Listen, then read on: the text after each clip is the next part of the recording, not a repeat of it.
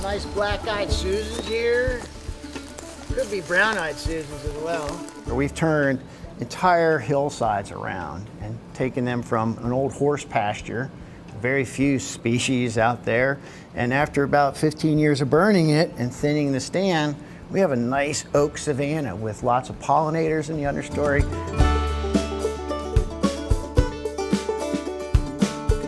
We live in an area known as like the Central Hardwood Forest. So it has lots of oaks, hickories, species that are really adapted to fire, frequent fire.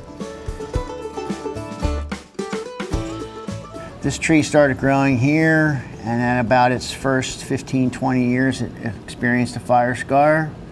Healed over that fire scar, and then another fire scar came in about the same time period, about another 25, 30 years. One of the findings from our fire history research is that about 80 to 90% of all fires are human ignited, whether purposely for some kind of resource use or resource benefit, or through arson just to light fires. Smokey the Bear, Smokey Then by the 1920s through the 1940s, we really have this fire suppression is the kind of message of the land. You know, Smokey the Bear comes out and we've got to put out all fires. And so what's happened from that time period to now is we've had largely a change in the species that are regenerating in our forests. On top of that, we have invasive species like bush honeysuckle, autumn olive. They literally change the fuel composition on the forest floor to the point where you can hardly burn underneath this species. So our forests are rapidly changing before our eyes.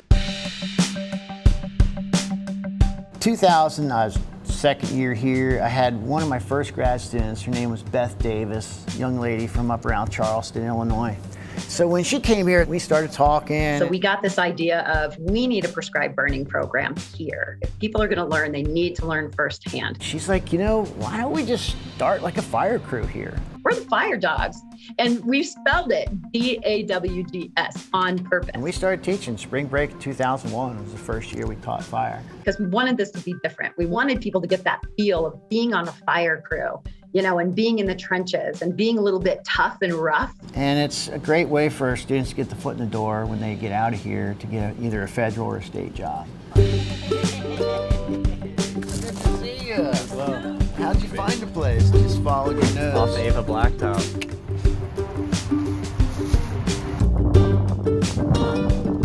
We're doing a large burn. It's around 1,400 acres with aerial ignition. Biggest burn that I've done, but it's also only my fourth one. So I've never seen an aerial ignition before. This is going to be super fun.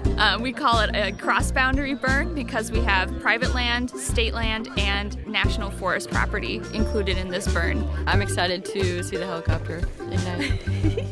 Me too. That day we had ID&R crew, so they were from all over Southern Illinois, just all on the same crew. FireDawgs. Then SITBA was the group, Southern Illinois Prescribed Burn Association. They were largely volunteers, landowners. And then there was a TNC crew. So to do that 1,250 acres, we literally needed 4 separate crews all working together to get it done.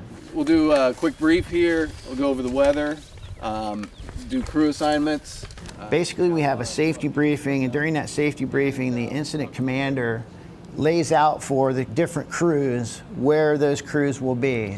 Dr. Ruffner is going to work from break 1 to the east, working back towards break 2. And our job for that day was to blackline or to blacken an area of the forest so that later in the day they were going to bring in a helicopter to aerially ignite. And so you have to have like a big safety, a buffer zone. Good morning, my name is Ryan Reed. I'll be firing up in 7 Mike Charlie over the unit today.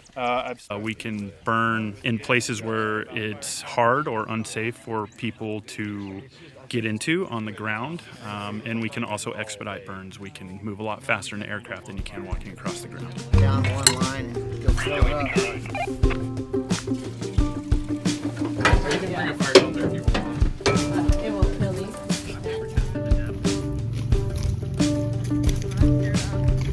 No, it's not new.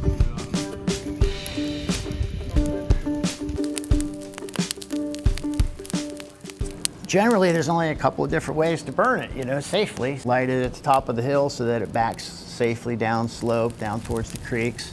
The problem now is that we have so many acres that have gone without fire for a very long time. We can't get it all burned every year because we literally don't have enough people trained to do this. Another reason to train forestry students and biology students and zoology students to do this sort of work. We just have such a backlog of acres that need to be burned. We're literally 50, 60 years behind the 8 ball. After the helicopter comes, we're going to make sure we call everybody, let everybody know that helicopter's coming so everybody can pull off the line and basically just hold along those lines, making sure we don't have any issues. Hey Shannon, this is Fuels One. Per the request of North Kincaid Burn Boss, we would like to order 7 Mike Charlie when available for aerial ignition. Okay. All right. We will give you a heads up whenever he's available. All right. Thank you. You're welcome.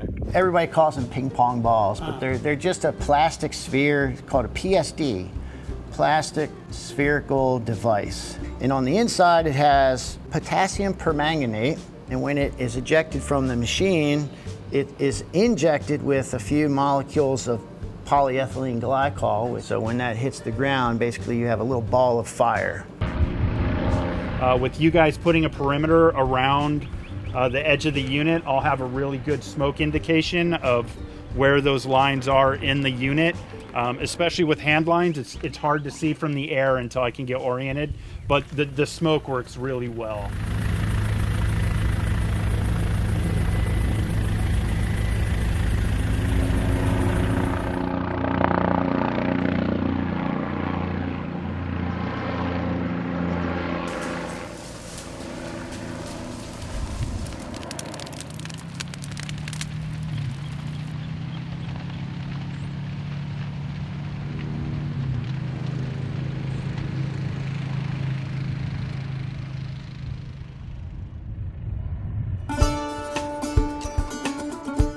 The seeds for all of these native species are in the seed bank, and they get released once we cut the overstory and allow the sunlight to the forest floor.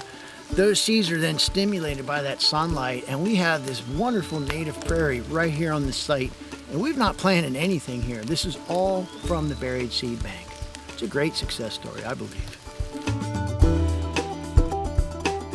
What Charles really created was that opportunity for Midwestern kids who had maybe, and students from all over that come to SIUC for the multitudes of reasons.